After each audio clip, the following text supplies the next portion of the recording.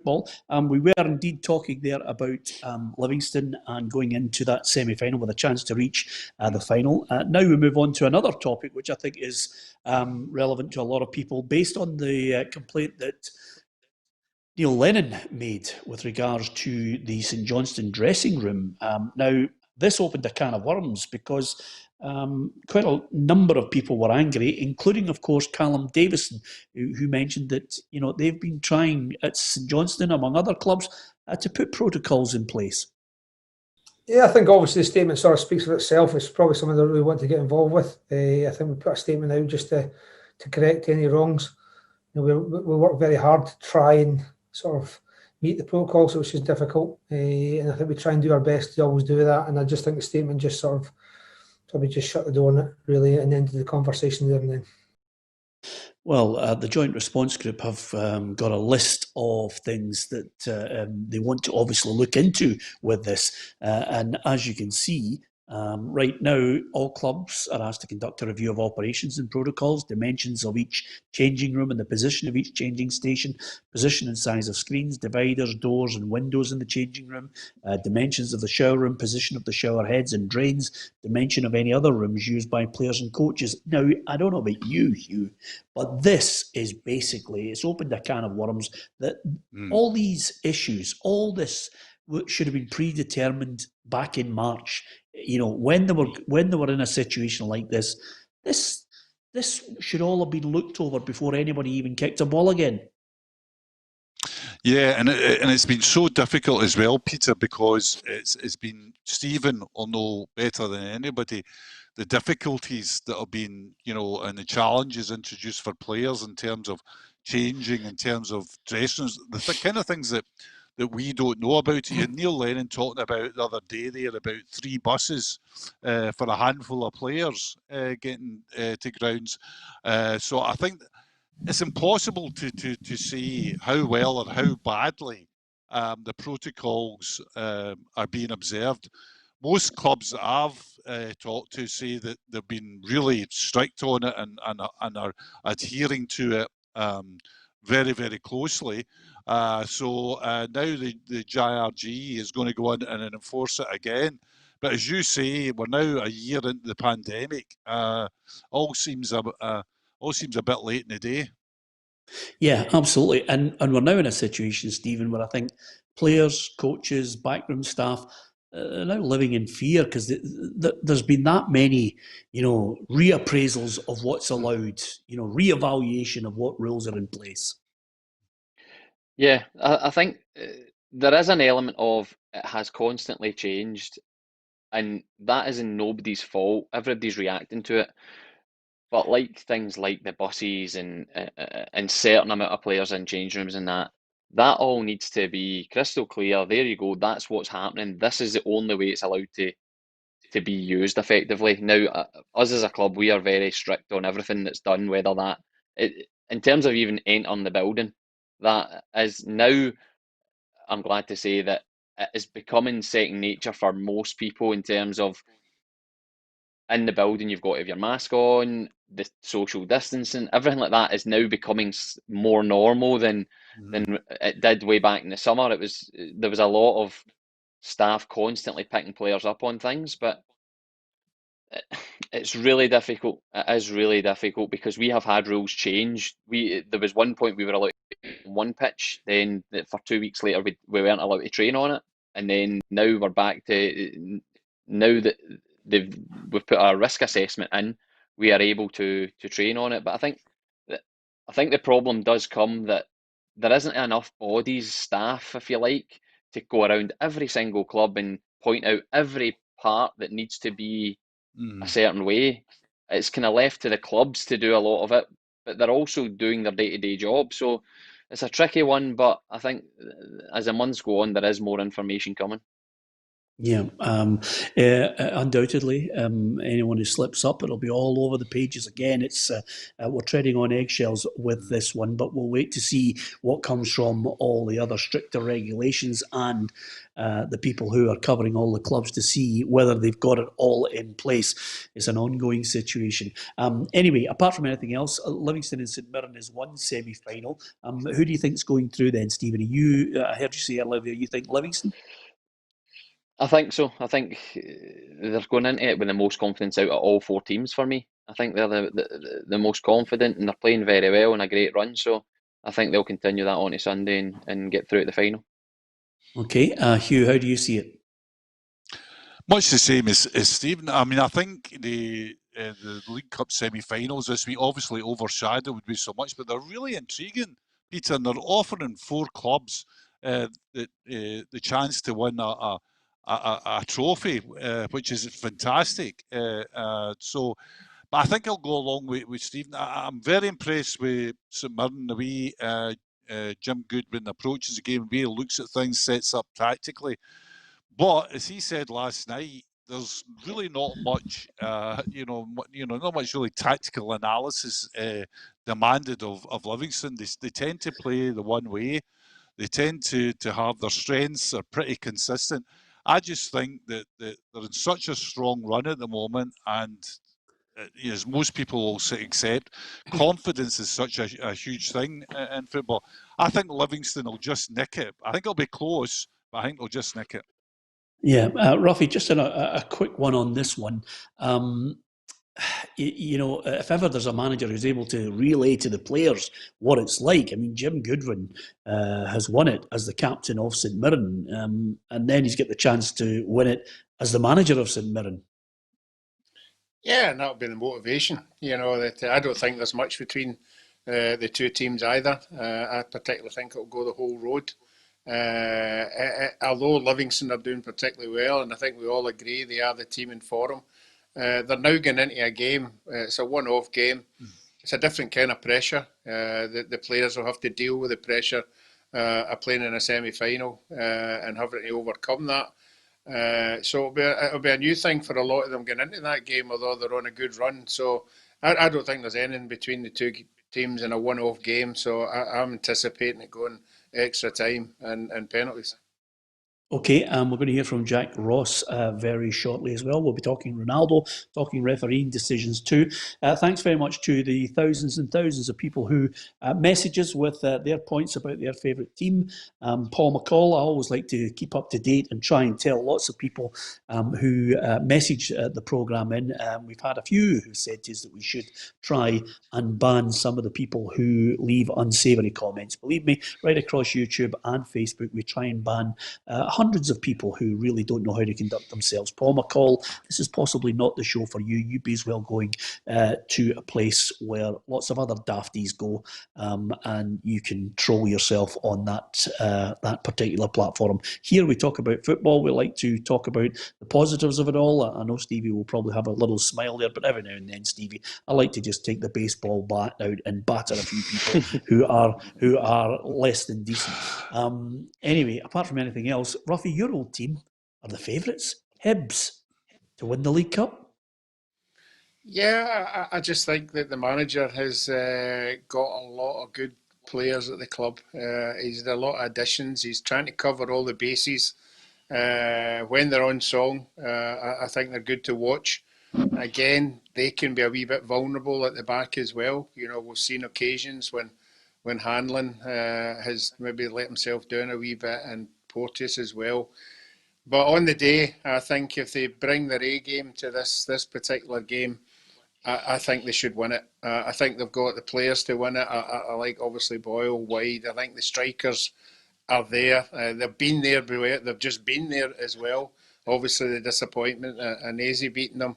I think that'll be the driving force if I was in the Hibs dressing room to get to a final after the disappointment of missing the last one. Yeah, and Jack Ross is well aware of the expectancy of winning the Cup.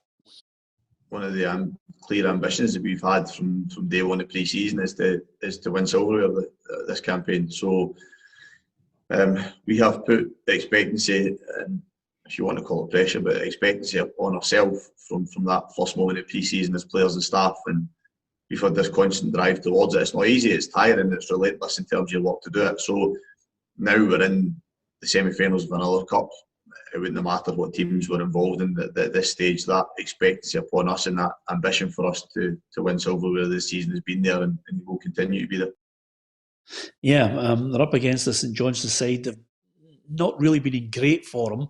Where's your money on with this one, Hugh? My money's on the favourite. I think Hibs are strong favourites. It's not to say St Johnstone can't wangle something. But Hibs, of the four left, we know so much the truism in football that money talks in terms of budgets and in terms of achievements, pretty closely linked to that. I think Hibs have got really good players, particularly going forward. I've been impressed with Newell this season. Very impressed with Nisbet as well. They've got the stalwarts like Hanlon and Boyle. They've got strength. They've got a strength and a vibrancy in midfield. Again, I don't think it'll be easy, but I do think Hibs for me shade it. I think it could be a Hibs Livingston final. Yeah, just on that point, Stephen A. Smith, you played against them. You were in a successful Hearts side against Hibs. What does St Johnstone need to do in this sort of game to try and knock the favourites out? I think first of all, the defensive side of it, I think they're going to need to accept that they're not going to have the ball a lot of the time, and there will be pressure on them. And with the different environment being at the National Stadium, that has a small part to play. And then when they're in possession and they've got the ball, they need to be confident enough to have a go. They can't just leave it as hoping for a counter attack or a breakaway. I think they've got to have more than that. But like you, I think a big part for Hibs will be what Hibs turn up. Will it be the team that the pressure of them being it's way on, their performance is just off, or will their top players turn up and produce a good performance because they've got match winners in their team? I think that's probably the biggest difference with the two squads. Who are you going for? I think Hibs will go through, and it will be tight, but I think they'll maybe late on score to make it more comfortable. Now, a couple other points that I want to draw to your attention, guys, in football. One of them, Ruffy, is FIFA say they're going to ban players and clubs if they in any way try to be part of this possible European Super League breakaway. So, can't make it any more clear. FIFA and the 6 confederations would like to reiterate and strongly emphasise a European Super League would not be recognised by either FIFA or the respective confederation. Any club or player involved would, as a consequence, not be allowed to participate in any competition organised by FIFA or the respective confederation. The universal principles of sporting merit, solidarity, promotion and relegation, and subsidiarity are the foundation of the football pyramid that ensures its global success and are as such enshrined in the FIFA and confederation statutes as well. Football has a long and successful history thanks to these principles. Participation in global and continental competition should always be won on the pitch. So they've laid it out clear because, quite simply, as we're fully aware, Hugh, this story just will never go away. The European big guns, owned by more and more people who are not from the country, billionaires and businessmen from out with, are trying to drive this down to an elite group. Yeah, and it's very understandable, and it's got precedence in other sports. I mean, basically, if you're a billionaire businessman, at one point you're asking, remind me, why are we paying X amount of money to FIFA? Remind me, why are they saying what we can do and what we can't do? They're coming from a place of self-determination. I think two things strike me. First of all, Peter, one, I was surprised at FIFA coming out with this because rather than a statement that blows everything out the water, it's a statement to me that shows that they're deeply concerned that this time it's a really valid move. And B, the other thing comes out, for people at a certain age will remember Kerry Packer and the world of cricket when Packer went to the cricket players and said, listen, we can get you better deals than you're getting with your governing bodies. And the fact of the matter of people saying, well, you'll never play for us again, I don't think that's that huge a threat, Peter. I don't think football players now, if they can access, and their clubs can access millions, and their clubs will guarantee them millions, say, listen, for some of the players as well, it may be, well, I can spend my summers with my family instead of traipsing all over the world for various things. I don't think it's the threat that FIFA might think it would be, and I think it just undermines how serious this proposal is for the reasons of clarity. I think we will get a Super League. There will be clubs with no relegation, etc., etc. It will be worth billions of pounds, but I think there'll be a deal done to keep FIFA and UEFA on side. Well, it's an interesting one because I do believe sooner or later that will happen. And again, Stephen, the problem here is if you look at the European leagues, it's dominated by one or two super clubs anyway, and they're probably getting more and more tired of some clubs that they believe it's the tail wagging the dog. Mm-hmm.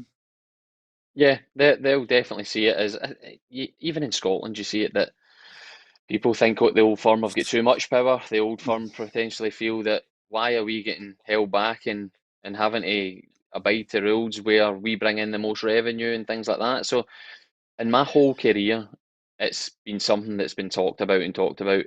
I would say, like you have said, it seems different. The conversation seems different now than it has done 5 years ago, 10 years ago, and every year that passes, there's just more built up towards that push to do it. And I think, like you use, eventually there will be either some sort of deal struck that everybody's happy with, or else there will be a messy divorce, if you like. Yeah, absolutely. We'll wait to see how that all unfolds. Ruffy, it seems a fair bit of consternation going on in football. Never mind the structure of it, but overall in the game, we're all quite delighted that we're not getting VAR. But one incident last night raised its ugly head, and I thought it really calls into question this offside rule, which is annoying people at the moment, which was in the Man City game. Rodri was clearly miles offside. Tyrone Mings tries to control it. When he controls it, Rodri comes back into an onside position, tackles him, and then eventually the ball breaks to Bernardo Silva, who scores for Man City. I mean, it was an unbelievable chain of events that eventually brought about the goal. I think, players must be absolutely flabbergasted by the decision to allow the goal to stand. Yeah, and I always say to myself, thank heavens we've got referees who know the rules of the game, because most of them apply them correctly. I've said this on numerous occasions. I don't think a lot of players know exactly 100% what the rules of the game are.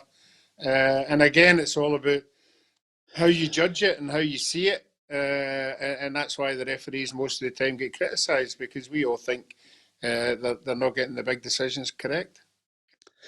Yeah, I don't know where you go as a player, Stevie. I mean, if you're in a situation where suddenly somebody can tackle you who's miles offside and then play his teammate in, it must be, exasperating. And let me be honest with you, I don't think a lot of players know every rule inside out, and why should they? They're there to play the game.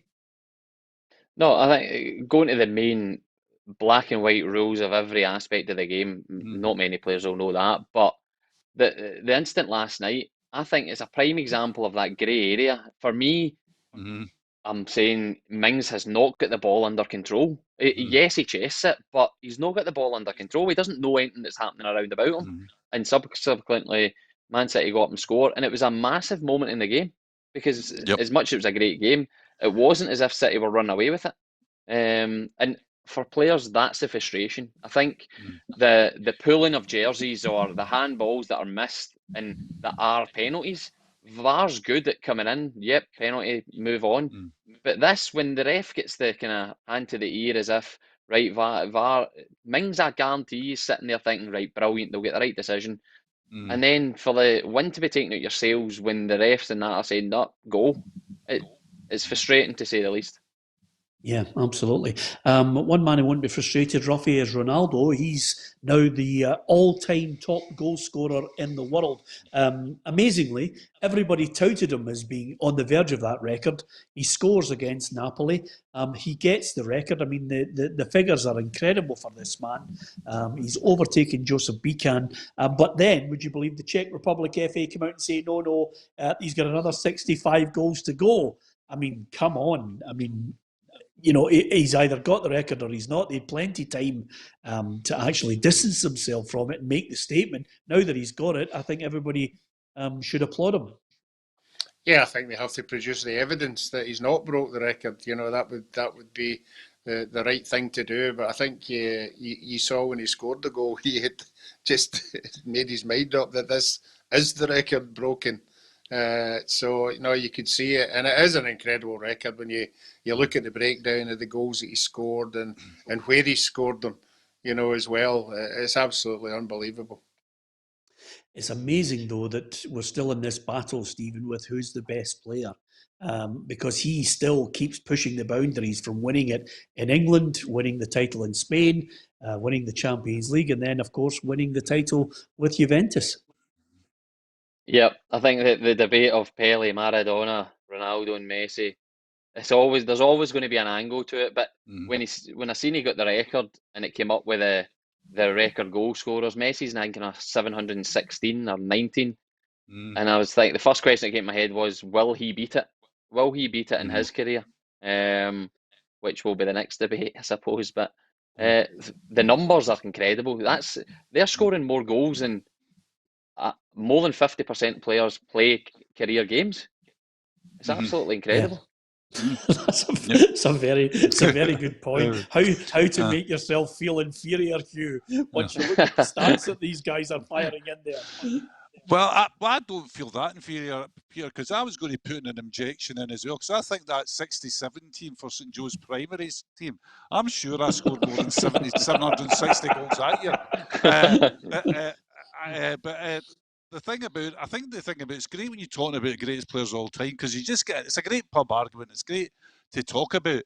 But when we're talking about individuals, I think that if you talk about Ronaldo, the great individual thing about Ronaldo, what he has really got, apart from his genius and everything, is he's done it in so many leagues, Peter. He's been a huge influence in every league that he's played in. And he always plays for big clubs with big expectations. And he comes on the park and he opens his chest and he says, I want this expectation, I will do it. It's part of my football obsession. I watch all these little programs that come on, Gary Neville's Soccer Box or whatever. And I was listening to Wayne Rooney, who I think is who's an obvious great talent, Peter. And the way he talked about Ronaldo was like, quite honestly, this guy's at a different level from me. And this is Wayne Rooney. Wayne Rooney saying, no, I'm not at this level. And he was talking about, taking up defensive duties, because he was saying, I was prepared to work hard defensively and just let Ronaldo wander up front because he would win the game for me. Now, that's not just Joe Bloggs. That's a player that's, the greatest goal scorer ever for Manchester United. A fantastic sort of accomplished player for England. And he's just saying, you know what, this guy was something else. So when we're talking about great players, I just tend to think we're really blessed when we're watching them. We're blessed to have watched two of the all-time greats in the one era, I think, because that's sometimes, usually eras, there's a definitive greatest player. There's not too many arguments about it, but we've got this era where there's been this huge argument about two. But I'm just glad to watch them. Yeah. Listen, hopefully you've enjoyed the programme and good luck to the teams in the League Cup semi-final. Just as we go into the weekend, Ruffy, never mind Celtic and their problems, we're getting ever closer now to, because of the points difference, Rangers going over the weekend with a right chance of sealing this title earlier than anyone would have imagined. Yeah, you're right. But as a typical supporter, I was out shopping as I usually do, and I met a Celtic supporter who says, I don't know what everybody's shouting about. The gap's just been closed. So there you go. Yeah. That's how some people see things differently from everybody else. Yeah, absolutely. And of course, I think Ronnie Porter has got a point. I'm just going to make this point because Could you because hurry quite a up? Could number. you hurry up before Nazy just disappears into I the know. darkness? Yeah, I was just about to say, I didn't want to mess about with the lights. I know. Has anybody got a light for Nazy? That's magnificent. I'm going to mention this one little point. Hugh, you can deal with it because quite simply, that's magnificent. Oh, He there now you looks go. better. That's brilliant. Unprofessional. Last point on this. No, not at all. Ronnie Porter has put a point up, and we can deal with it. Basically, because I think there are a number of Rangers fans who come on who want two issues here that they want on a regular basis, which is let's see if we can just constantly say, batter Scott Brown. Scott Brown gets sent off last night, Hugh. I don't know what more people want to say. He picked up a red card. He deserved to go. There's nothing more in it. I mean, for the Scott Brown haters out there, he let his team down. They got a draw. They're so far out of the title race. So I don't know what they're going to say there. Will the compliance officer, Hugh, look at Patrick Klimala and pick him up on his incident? Could. Yeah, he could, because it looks like a blow at the head. So that's one that could be looked at. On the Scott Brown one, I think Neil Lennon summed it up. He just said he was disappointed. And if a manager says that live about the club captain, you know the level of anger and frustration is there. I thought the Scott Brown one was, I mean, it was all those things that sending offs of that type usually are. Daft, silly, But I think if anything spoke to the frustration of Celtic's season, it was bringing on Scott Brown in the snow at 2 each to win a game, and I'm getting sent off in 5 minutes. I mean, if you ever wanted to put a cameo up of Celtic's season, that was it. Yeah, final word from you, Ruffy, on this. I don't think the Celtic captain, who clearly will contemplate his future in the summer, whether he thinks he's got another year in his legs, there's no doubt he's looking for a coaching role, whether that's in Celtic or elsewhere is another matter. I look at Celtic and see their problems far, far away from anything that happened last night. There is a can of worms to be opened on all the problems that have got them so far behind, and Rangers close to, and deservedly so, to win the title. Yeah, that everybody's their own opinion. I think right for the goalkeeping situation was a massive problem. Stevie's seen the difference, getting a really, really good goalkeeper in at a club. Everybody responds to that. The back four has been all over the place. There's no doubt about that. The midfield has been very, very positive. And then you move to up front, and you haven't had two strikers any given time, playing any length of time and scoring enough goals that you should be scoring, when you're playing with Celtic. I remember there's a season, I think Lee Griffiths was up at 38 goals, and that's absolutely incredible. And that's not happened either. So I think if you sit down and take a look, I think it's right through the team apart from the midfield, and it has to be seriously looked at, and we'll have to wait and see who makes these decisions. And just the last point from you, Stephen, on it, which shouldn't be forgotten. A lot of people are talking about the problems that Celtic have.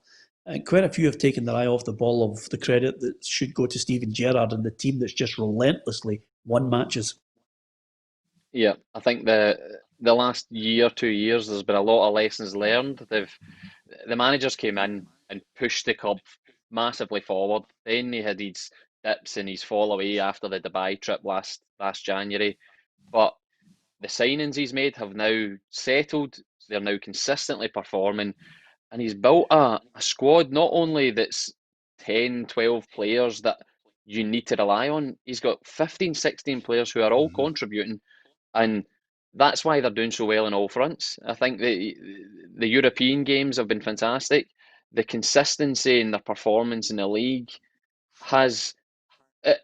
People will just think, oh, they've won their games, but at moments they've won games that then put a lot of pressure on Celtic, and Celtic have failed to win that game, which just knocks them that wee bit further. So fantastic. But talking about the Celtic squad and it getting ripped up, I think going forward in the next year or two, Rangers are going to have some big questions of their good players and their top performers getting attracted by by clubs further afield? Yeah, it's a constant building process. It's a constant desire for success and the expectations that come with it. But the Rangers fans have waited a long time, and it's not too far away that they'll be celebrating winning the title. I think that's the general view from everyone. Thanks to lots of people on Facebook and YouTube, sensible people who put the point across. On a daily basis, we try and put in the programme the stories which are emerging on the day and, of course, relevant to the last 24 hours, and we get your comments on it. So thanks to everyone on Twitter, on Facebook, and of course YouTube for putting their point across. We try to get through as many as we possibly can. Enjoy your football. Don't forget, tomorrow you can join us on the programme. Mark McGee will be with Alan Ruff and Tam McManus to talk football and preview the League Cup semi-finals in greater detail. We'll hear from the managers and players involved in that, and also we'll hear from, of course, Stephen Gerrard as well on the programme tomorrow. So that's all to look forward to. Thanks to Stevie Naismith, Hugh McDonald and Alan Ruff, and myself, Peter Martin. Don't forget to follow us on Facebook and hit the subscribe on YouTube. Thanks for watching.